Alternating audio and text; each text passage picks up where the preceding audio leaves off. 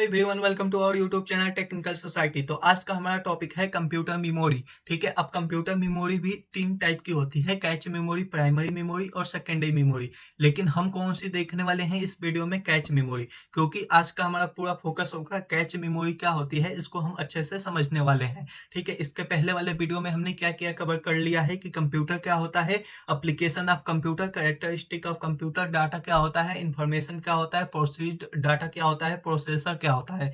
ये सारी चीजें हमने कवर कर ली है। अब हमारा टाइम है कि कैच मेमोरी क्या होती है। ठीक है, अगर आपने पीछे वाली वीडियो नहीं देखी है तो आप जाके प्लेलिस्ट में वो वीडियो देख सकते हैं। लेकिन आज की वीडियो में हम कवर करने वाले हैं कैच मेमोरी। अब कैच मेमोरी देखने से पहले हम ये देख लेते हैं कंप्यूटर मेमोरी क्या होती है। A memory is just like a human brain. तो जो मेमोरी होती है वो ह्यूमन ब्रेन जैसी होती है। जैसे आपके दिमाग में बहुत सारी चीजें स्टोर होती हैं, ठीक है, बहुत सारी चीजें अपने दिमाग में रखा होगा। सेम ऐसे ही हम क्या करते हैं, मेमोरी में भी बहुत चीजें हम स्टोर कर सकते हैं। It is use to store data and instruction.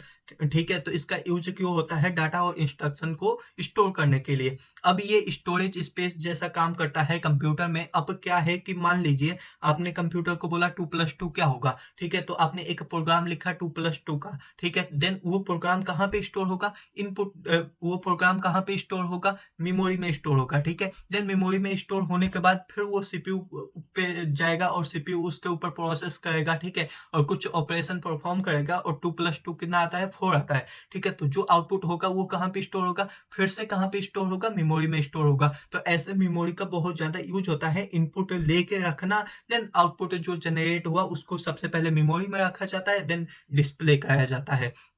अब जो मेमोरी होता है वो क्या होता है कि स्मॉल स्मॉल पार्ट में डिवाइड होता है, जिसको हम क्या बोलते हैं? सेल। और ईच सेल का जो लोकेशन होता है वो क्या होता है? डिफरेंट होता है, यूनिक होता है। तो आइए समझ लेते हैं कि हम कहना क्या चाहते हैं। तो सबसे पहले एक मेमोरी मैं आपको यहाँ पे ड्रॉ करके दिखाता हूँ। मान लीजिए ये हमारी क्या है? एक मेमोरी है। ठीक है, अब इसके अंदर क्या होता है, मैं बहुत सारे कॉलम बना लेता हूँ। मान लीजिए ये बहुत सारा कॉलम है। ठीक है, देन उसके बाद आप यहाँ पे रो बना लीजिए। यहाँ पे हमने बना लिया रो। अब ये जो एक स्क्वायर हुआ, ठीक है, इसको हम क्या बोलते हैं? सेल बोलते हैं। ठीक है, और हर एक स्क्वायर का अपना अपना यूनिक एड्रेस होगा। ठीक है, मतलब हर एक स्क्वायर का, हर एक सेल का अपना अपना एड्रेस होगा। अब अलग अलग यूनिक एड्रेस क्यों होती है, आइए वो समझ लेते हैं। मान लीजिए आपने इंट ए नाम का एक वेरिएबल बनाया। ठीक है, आपने क्या बनाया? इंट ए नाम का एक वेरिएबल बना लिया। ठीक है, इंट ए हो गया, आपने बना लिया इंट बी। अब देन ए जो है वो कहाँ पे स्टोर हो गया? यहाँ पे स्टोर हो गया मान लीजिए। ठीक है, और बी जो है वो कहाँ पे स्टोर हो गया? यहाँ पे। और आपका ए कहाँ पे स्टोर हो गया?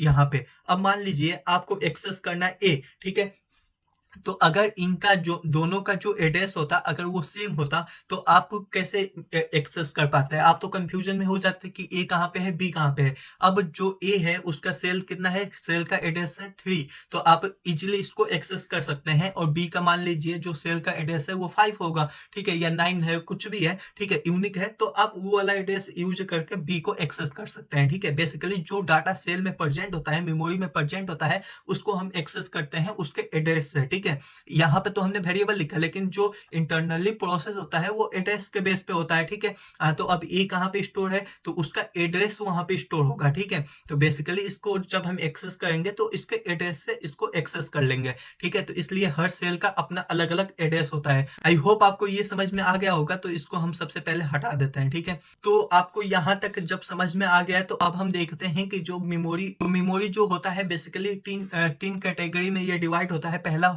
हो गया कैच मेमोरी, प्राइमरी मेमोरी और सेकेंडरी मेमोरी। तो आज के वीडियो का हमारा मेन टॉपिक है कि कैच मेमोरी क्या होता है, उसको हम समझने वाले हैं बहुत ही इजी वे में।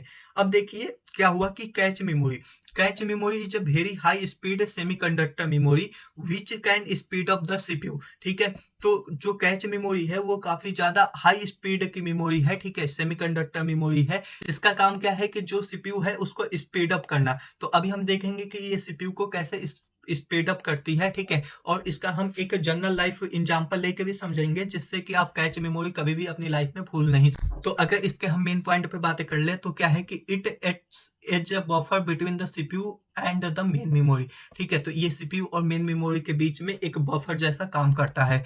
It use to hold those part of data and program which are most frequently use by the CPU.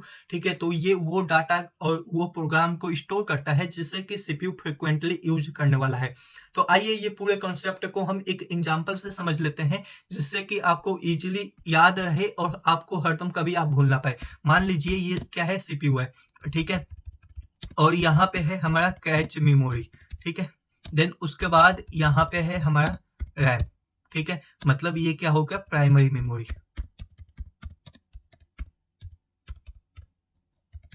मान लीजिए ये हमारा हो गया प्राइमरी मेमोरी। तो अब आइए हम है, मान लीजिए ये है सीपीयू, ठीक है, और ये है रैम। ठीक है, मतलब प्राइमरी मेमोरी। तो ये जो हमारा पहला केस है, सबसे पहले हम इसको देखने वाले हैं, देन उसके बाद हम अपने दूसरे केस पे आने वाले हैं कि कैच मेमोरी कैसे काम करता है। सबसे पहले हम अपना पहला केस देखते हैं। जो हमारा सीपीयू है ये काफ़ी फास्टर होता है। ठीक है, जैसा कि आपको पता है कि सीपीयू बहुत ज़्यादा फास्टर होता है, लेकिन जो हमारा प्राइमरी मेमोरी है वो इतना ज़्यादा फास्टर नहीं होता है। तो ये काफ़ी ज़्यादा फास्ट होता है। ठीक है, और जो हमारा प्राइमरी मेमोरी है वो क्या होता है, काफ़ी स्लो होता है। तो अब क्या हुआ कि कोई भी डाटा है, ठीक है, कोई भी डाटा है हमारे मेन मेमोरी में है, उसको जब सीपीयू को चाहिए, ठीक है, तो यहाँ से डाटा काफ़ी स्लो सीपीयू के पास आया, और जैसे सीपीयू के पास डाटा आया, जब सीपीयू बहुत ज़्यादा फास्ट है तो जैसे डाटा आएगा ये ऑपरेशन परफॉर्म करेगा, ऑपरेशन परफॉर्म करके रिजल्ट भी दे देगा। ठीक है, तब तक यहाँ से बहुत देर में फिर से डाटा आएगा, क्योंकि ये काफ़ी स्लो है इसके कंपेरिजन में। ठीक है, तो सीपीयू अपना काम करके बैठा रहेगा, ठीक है, और फिर यहाँ से डाटा आता रहेगा। तो यहाँ पे क्या हुआ कि टाइम का बहुत ज़्यादा वेस्ट हुआ, क्योंकि सीपीयू बहुत फास्ट है। तो जैसे डाटा आया इसने तुरंत ऑपरेशन परफॉर्म किया, आउटपुट दे दिया, ठीक है, और फिर जाके आराम से बैठा हुआ है जब तक नया डाटा नहीं मिल जाता है। ठीक है, तो इसके लिए क्या हुआ कि सीपीयू का बहुत ज़्यादा टाइम वेस्ट हुआ, क्योंकि ये तो आइडियल बैठा हुआ है। ठीक है, देन हम आते हैं अपने नए कॉन्सेप्ट में। तो नया कॉन्सेप्ट क्या बोलता है कि जो सीपीयू है, ठीक है, इसको जो भी ऑपरेशन परफॉर्म करना होगा ये डायरेक्ट रैम से डाटा नहीं लेगा, क्योंकि रैम तो काफ़ी स्लो है। ठीक है, अब हमने एक कैच मेमोरी को लेके आ गए बीच में। इसका स्पीड जो होता है ये बहुत फास्ट होती है। ठीक है, इसके कंपेरिजन में, रैम मेमोरी के कंपेरिजन में ये काफ़ी ज़्यादा फास्ट होती है। तो इसका काम क्या है कि रैम से जल्दी से डाटा लेना और सीपीयू को देना। ठीक है, और सीपीयू जैसे आउटपुट अपना दिया तो तुरंत यहाँ से डाटा लेना और फिर रैम को देना। ठीक है, और तुरंत फिर रैम से डाटा लेना और फिर सीपीयू को देना, और यहाँ से फिर डाटा लेना और यहाँ पे देना। ठीक है, तो ये देखिए कि कैच मेमोरी आने से हमारा जो सीपीयू है वो आइडियल नहीं बैठ रहा, मतलब खाली नहीं बैठ रहा। जैसे इसको एक डाटा मिला, ऑपरेशन परफॉर्म किया, यहाँ पे दिया, इसने इसे दिया, फिर यहाँ से डाटा इसे नया मिला, फिर यहाँ से सीपीयू को दे दिया। ठीक है, तो ये चीजें इसने क्या किया, ये ऑपरेशन को बहुत ज्यादा फास्ट बना दिया। ठीक है, अब इसका साइज जो होता है वो काफ़ी छोटा होता है। ठीक है, तो इसमें जो डाटा होता है वो परमानेंट स्टोर नहीं होता है। अब जो डाटा पे सीपीयू को काम करना है वही डाटा कैच मेमोरी में स्टोर होता है। अब ये कौन डिसाइड करता है कि कौन सा डाटा कैच मेमोरी में स्टोर होगा और रैम मेमोरी से कौन सा डाटा कैच मेमोरी में आएगा? तो ये डिसाइड करता है हमारा ऑपरेटिंग सिस्टम। जैसे इसमें विंडो है तो विंडो डिसाइड करेगा। ठीक है, देन सीपीयू को जो डाटा पे काम करना है वही डाटा हमारा केस में कैच मेमोरी में स्टोर होता है। तो आप कैच मेमोरी को क्या बोल सकते हैं कि एक टाइप का बफर है। अब एक हम रियल लाइफ एग्जांपल ले लेते हैं। जैसे मान लीजिए आपका घर है, ठीक है, आपके घर में पानी आता होगा सुबह में, तो आपने मोटर चालू कर दिया, ठीक है, पानी आने के लिए। तो उस पानी को आप तुरंत यूज नहीं कर लेते हैं, उस पानी को कहीं टंकी में स्टोर करते हैं। देन आपको जरूरत पड़ती है तो आप क्या करते हैं, उस पानी का यूज करते हैं। सेम यही काम हो रहा है। तो यहाँ से डाटा उठा के हमने कैच मेमोरी में रख लिया, जो डाटा सीपीयू यूज करने वाला है, और फिर कैच मेमोरी से डाटा सीपीयू लेता है। ठीक है, तो यहाँ पे क्या हुआ कि यहाँ पे देखिए कि सीपीयू जब डाटा, सीपीयू काफ़ी फास्ट है और फिर ये स्लो डिवाइस से, स्लो मेमोरी से जब डाटा लेगा तो यहाँ पे काफ़ी ज़्यादा टाइम का वेस्ट हो रहा था। लेकिन यहाँ पे क्या हुआ कि कैच मेमोरी काफ़ी फास्ट है। ठीक है, तो यहाँ पे जो सिंक्रोनाइजेशन है वो काफ़ी अच्छे से हो जाता है। तो यहाँ पे हमारा स्पीड अप हो जाता है। तो आपको समझ में आ गया होगा कि ये बफर जैसा कैसे बिहेव करता है सीपीयू और मेन मेमोरी के बीच में। ठीक है, और ये वाला भी डेफिनेशन आपको क्लियर हो गया होगा कि जो सीपीयू है वो काफ़ी हाई स्पीड पे काम करता है। ठीक है, और ये भी आपको क्लियर हो गया होगा कि इसमें कौन सा डाटा स्टोर होगा, जो जो फ्रिक्वेंटली यूज होने वाला है सीपीयू में वो डाटा यहाँ पे स्टोर होगा। The part of data and program are transfer from the disk to cache memory by the operating system. ठीक है, तो जो डाटा और प्रोग्राम है वो यहाँ से कौन ट्रांसफर करता है, किसके थ्रू ट्रांसफर होता है, ये ऑपरेटिंग सिस्टम के। ठीक है, देन अब हम देखने वाले हैं कि एडवांटेज क्या होता है। तो आपको ये 3-4 पॉइंट यहाँ पे समझ में आ गया होगा कि जो कैच मेमोरी है वो काफ़ी फास्ट होती है, देन ये बफर जैसा बिहेव करती है, ठीक है, सीपीयू और मेन मेमोरी के बीच में। देन उसके बाद इसमें वही डाटा स्टोर होता है जो कि फ्रिक्वेंटली सीपीयू यूज करने वाला है, और जो डाटा और प्रोग्राम ट्रांसफर होने वाले हैं वो कौन डिसाइड करता है? ऑपरेटिंग सिस्टम, ठीक है। अब एडवांटेज पे आते हैं। तो पहला एडवांटेज आपको पता ही होगा।